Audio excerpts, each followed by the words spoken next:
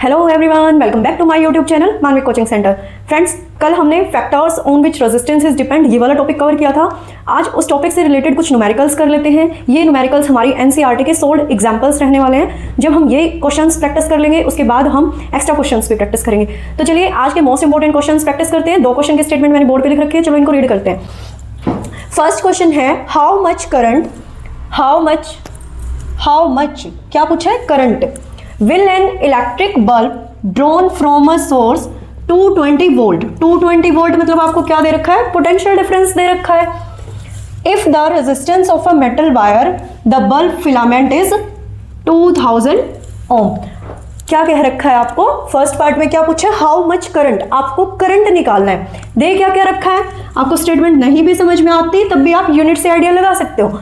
आपको क्या दे रखा है, पोटेंशियल डिफरेंस दे रखा है और क्या दे रखा है, रेजिस्टेंस दे रखा है। तो हमने फॉर्मूला पढ़ा है ओम्स लॉ से, तो देखो आप क्या लिखोगे, पोटेंशियल डिफरेंस, पोटेंशियल, चलो मैं साइड में करती हूँ, दोनों क्वेश्चन एक ही जगह आ जाएंगे।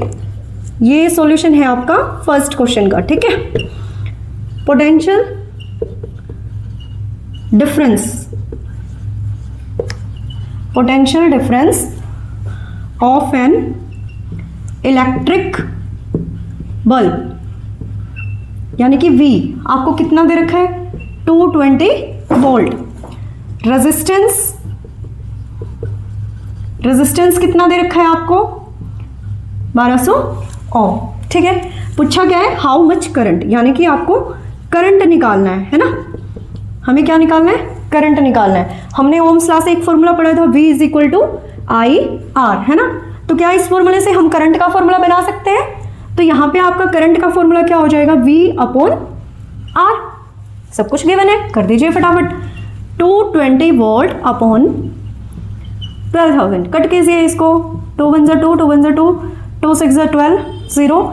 जब आप इसको पॉइंट्स में चेंज करोगे तो ये आपका आ जाएगा 0.8 एम्पियर। बार करके भी दिखा देती हूँ मैं आपको। 1160 नहीं गया, 0 पॉइंट लगेगा, किस पे चला है इसको, 2 पे, 1 पे चला जाएगा, ठीक है। 60 0, 11 में से 6 माइनस 5 है ना, 8 36, तो ये आपका कितना आ जाएगा, 0.18, कितना आ जाएगा, 0.18 एम्पियर, ठीक है। कट करके 60 से डिवाइड करेंगे, नहीं जाएगा, 0 उतार लेंगे, पॉइंट लग जाएगा, 1 पे जाएगा 110 से और फिर 8 पे चला जाएगा।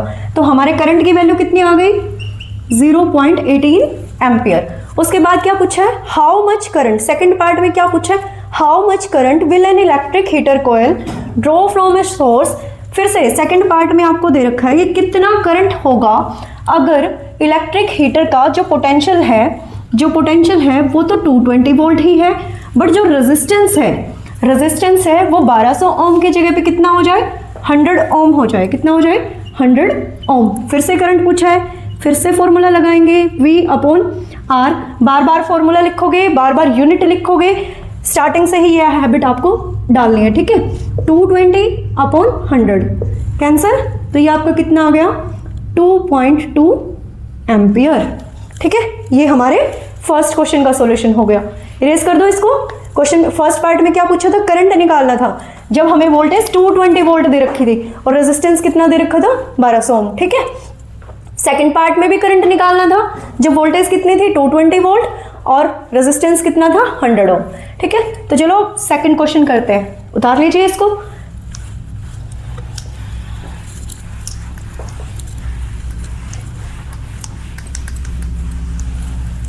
सेकंड क्वेश्चन देखिए, क्वेश्चन न्यूमेरिकल करने का सिंपल तरीका है कि गिवन निकाल लो, ठीक है।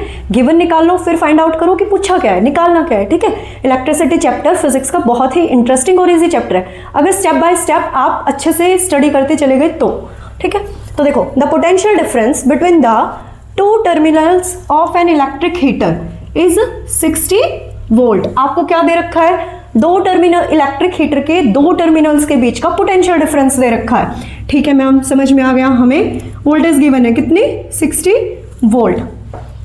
When it draws a current of an electric heater is 4 ampere. Ampere means current दे रखा है। अगर इस इलेक्ट्रिक हीटर में से 4 एम्पियर करंट जा रहा है from the source, what current will be the heater, तो आपको फिर से करंट निकलवा रहा है, what current will be drawn, कि कितना करंट होगा अगर मैं ये जो पोटेंशियल डिफरेंस 60 वोल्ट से 120 वोल्ट कर दूं तो। ठीक है, करंट निकलवा रहा है। अब ये आपको खुद देखना पड़ेगा। देखिए पहले पोटेंशियल डिफरेंस 60 वोल्ट है, करंट कितना है 4 एम्पियर, है ना।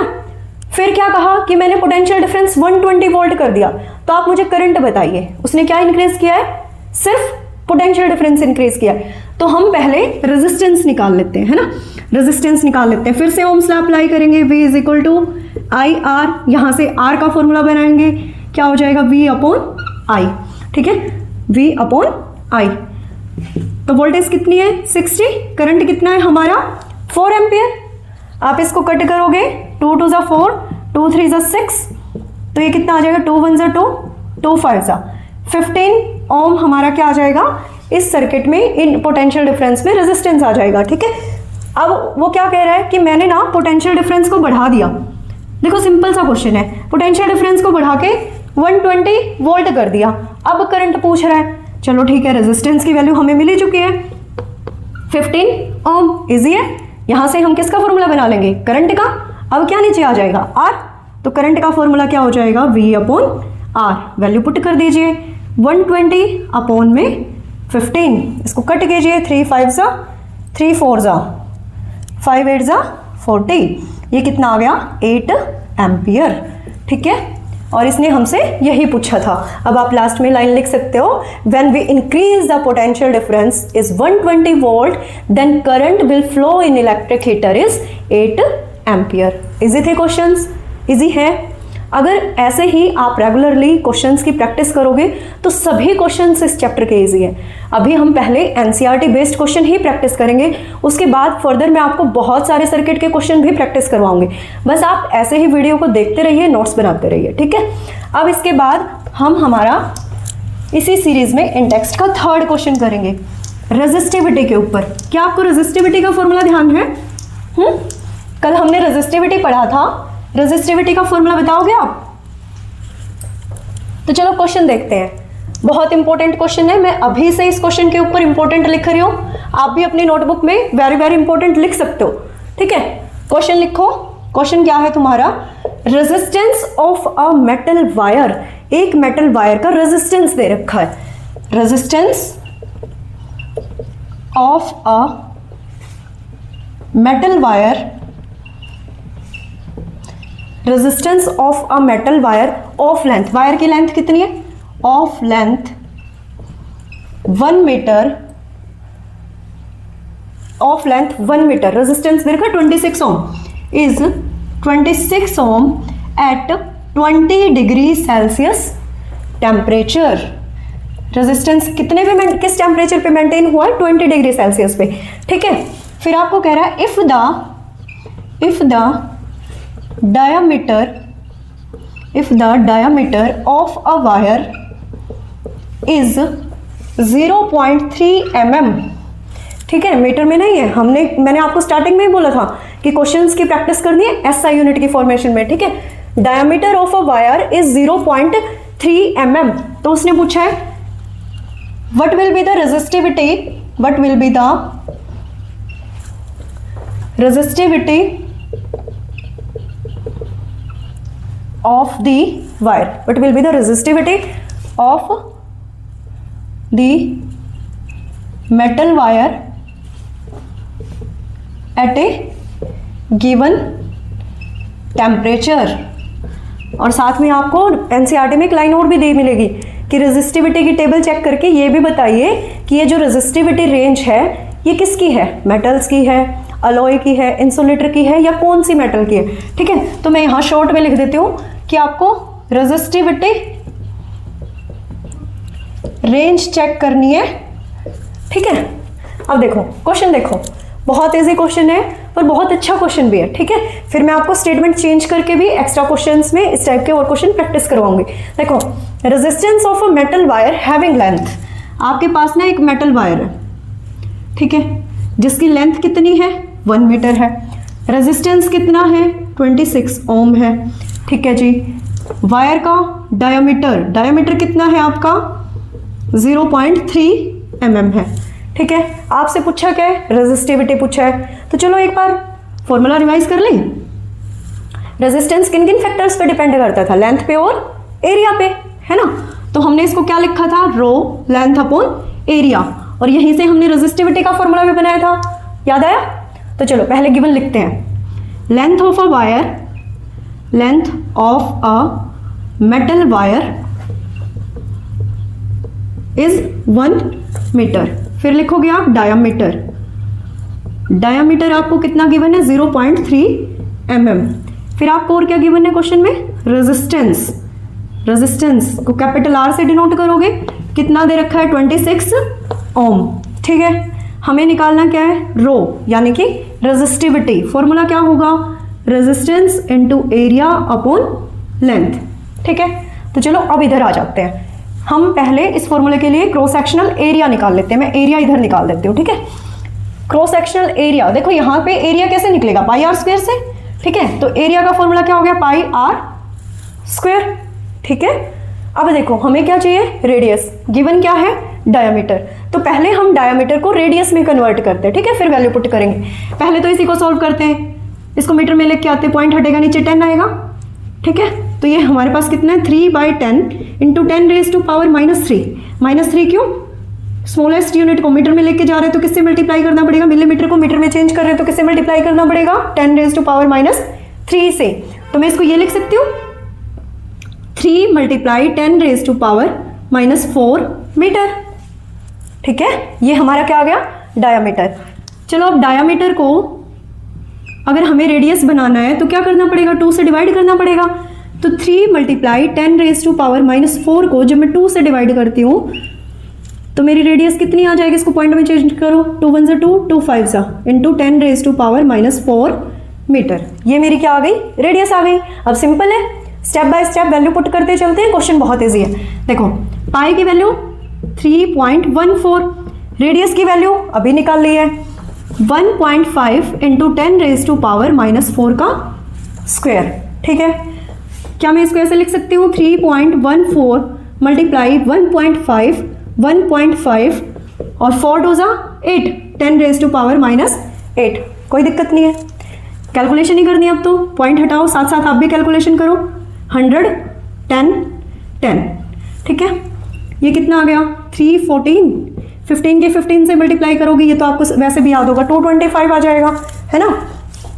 नीचे कितने जीरो है, 4 zero into 10 raise to power -8। अब आप 314 की 225 से मल्टीप्लाई करोगे तो ये आपका आ जाएगा 70650 अपॉन दिस वन। ठीक है, अभी मैं क्या कर रही हूँ, पॉइंट्स नहीं अरेंज कर रही हूँ। ठीक है, क्योंकि अभी तो मुझे रेजिस्टिविटी वाले फॉर्मूले में वैल्यू पुट करनी है, तो सिंपली मैं इसको एरिया को यहीं छोड़ रही हूँ। अब हम आएंगे इधर, देखो रेजिस्टेंस की वैल्यू कितनी गिवन है भाई हमें 26 ओम। एरिया मैंने अभी निकाला है, मैं वैल्यू पुट करती हूँ 70650 into 10 raise to power -8 upon. ठीक है, फॉर्मूले में और क्या है, लेंथ है, लेंथ कितनी है हमारे पास 1 मीटर। ठीक है, तो सिंपल कैलकुलेशन ये रह गई, आप इससे मल्टीप्लाई कीजिए। जब आप 26 की 70650 से मल्टीप्लाई करोगे तो ये आपका आ जाएगा 1836900 upon 40 into 10 raise to power -8। अब मैं पॉइंट लगा देती हूँ। ठीक है, देखो अगर एक जीरो कैंसिल करना चाहो तो कर दो, 2 करना चाहो तो भी कर दो। पॉइंट कहाँ आएगा, 2 डिजिट के बाद। ठीक है, तो ये मेरा क्या आ गया 183.69 इंटू 10 रेज टू पावर -8। ठीक है, रेजिस्टिविटी चल रही है तो ये क्या है, ओम मीटर। इसको थोड़ा सा और सिंप्लीफाई करते हैं। देखो ये 10 रेज टू पावर -8 है, -8 का मतलब पावर नीचे है ना, तो अगर मैं 2 पावर सिर्फ आंसर मैच करवाने के लिए, ठीक है, आप यहां भी छोड़ोगे गलत नहीं होगा। 10 रेज टू पावर -8 है, इसको थोड़ा सा अच्छे से अरेंज करने के लिए क्या मैं इसको ऐसे लिख सकती हूँ 183.69 10 रेज टू पावर -6, और ये जो 8 पावर थी इसमें से 2 पावर मैंने नीचे लगा दी। ठीक है, 2 पावर नीचे लगा दी तो ये पॉइंट 2 डिजिट के बाद शिफ्ट हो जाएगा। तो ये क्या हो जाएगा 1.83। आपको पता है थर्ड डिजिट के बाद अगर 5 से अबो नंबर है तो हम एक नंबर इधर बढ़ा देते हैं, राउंड ऑफ करना बोलते हैं जिसको। तो क्या लिख सकती हूँ मैं इसको 1.84 इंटू 10⁻⁻6 ओम मीटर। ये क्या आ गया आपका रेजिस्टिविटी। ठीक है, कैलकुलेशन एक बार अपने हाथ से करके देखिएगा। बाकी क्वेश्चन में हमने कुछ नहीं किया, स्टेप बाय स्टेप चलते गए, कैलकुलेशन की, वैल्यूज पुट की और हमारा आंसर आ गया। बहुत इंपॉर्टेंट क्वेश्चन है, इसको प्रैक्टिस करना है जरूर से। इसके बाद नेक्स्ट क्वेश्चन करते हैं। तो क्वेश्चन नंबर 4 की स्टेटमेंट भी मैंने यहाँ लिख दिया, तो चलिए इस क्वेश्चन को समझते हैं। देखो क्या दे रखा है तुम्हें, a wire of a given material having length L। एक वायर है जिसकी लेंथ L है, area of cross section and resistance is 4 ohm. एक वायर है जिसकी लेंथ है, एरिया ऑफ क्रॉस सेक्शन है और उसका रेजिस्टेंस कितना है 4 ओम है। What would be the resistance of another wire of same material. एक दूसरी वायर का रेजिस्टेंस क्या होगा जो कि सेम ही मटेरियल की है, बट हमने उसकी लेंथ क्या कर दी L/2 कर दी।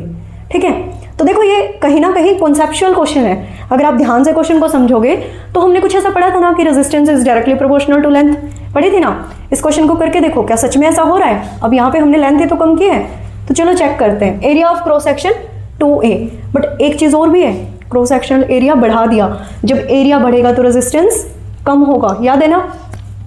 तो चलो स्टेटमेंट के अकॉर्डिंग क्वेश्चन करते हैं। क्या कह रखा है, एक वायर है, ठीक है, जिसकी लेंथ L है, क्रॉस सेक्शनल एरिया A है और रेजिस्टेंस जिसका कितना है 4 ओम है। ठीक है, दूसरी वायर है जिसका क्रॉस सेक्शनल एरिया कितना कर दिया 2a कर दिया, सेम ही मटेरियल की है, यानी कि जो रेजिस्टिविटी है ना इसकी भी रो है और इसकी भी रो है, क्योंकि सेम ही मटेरियल की वायर है।